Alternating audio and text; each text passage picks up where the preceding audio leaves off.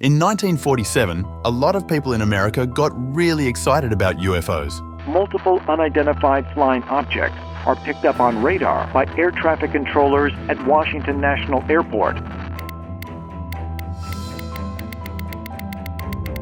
It all started when a pilot named Kenneth Arnold saw 9 shiny UFOs near Seattle on June 24th. After that, people all over the country started saying they saw flying saucers too, and the news went crazy talking about it. They even made a map showing where people said they saw UFOs, especially near places where they tested nuclear bombs.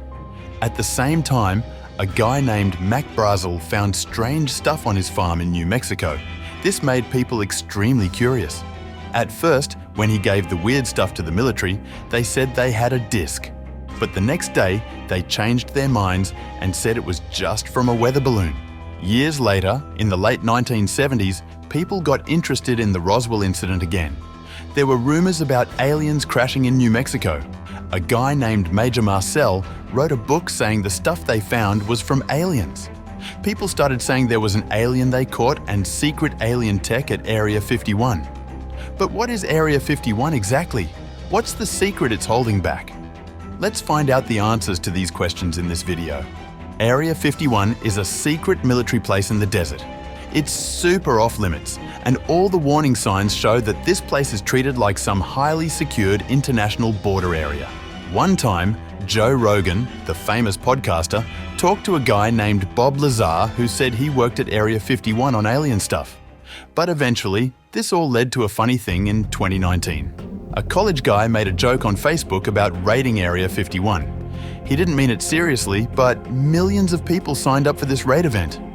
The guy later had to tell everyone it was just for fun. Even the FBI showed up because so many people talked about it online. It showed how jokes on the internet can get really big, really fast. But let's get real here for a moment. Storming Area 51 isn't easy at all. It's in the middle of a desert with a long highway of about 250 kilometers and no gas stations or other places to stop. Plus, during summer, temperatures can rise above 40 degrees Celsius, making it an extremely tough journey. The only nearby village, Rachel, has seen its population drop from 54 people in 2010 to just 48 in 2020. But why is Area 51 so isolated? Well, it's part of the Nevada Test and Training Range, which is over 12,000 square kilometers in size. It's also close to the Nevada test site, where nuclear weapons were tested from the 1950s to the 1990s. Because of the sensitive testing that happened here, strict security measures were put in place. Area 51's story goes back to the Cold War, a tense time between the USA and the Soviet Union.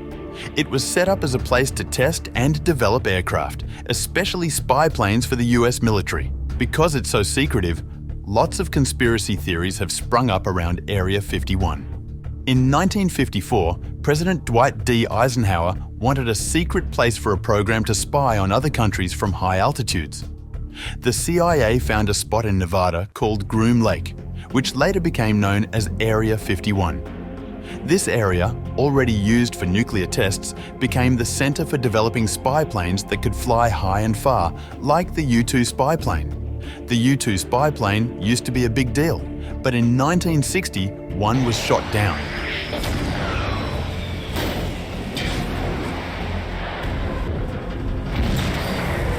Which exposed America's secret spying missions. So, they had to make something even better, which led to the creation of the Lockheed SR-71 Blackbird.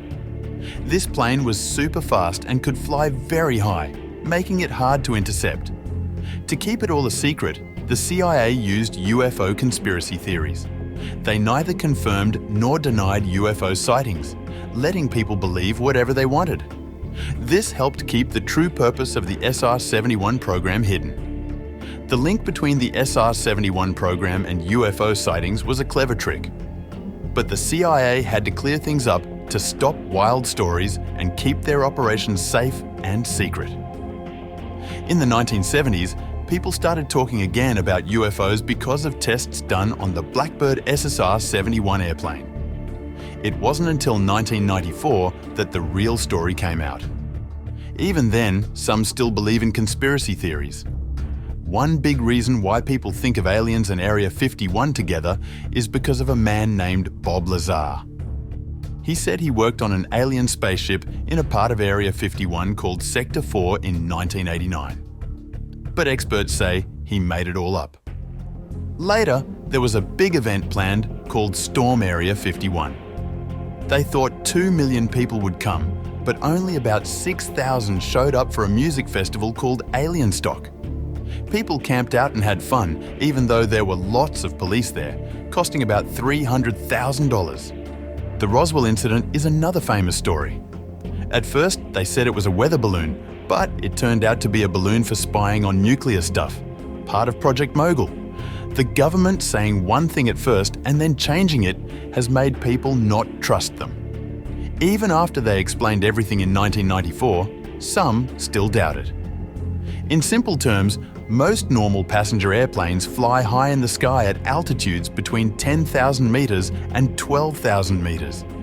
However, military planes like the U-1 and SR-71 fly a bit higher, usually between 12,000 meters and 18,000 meters.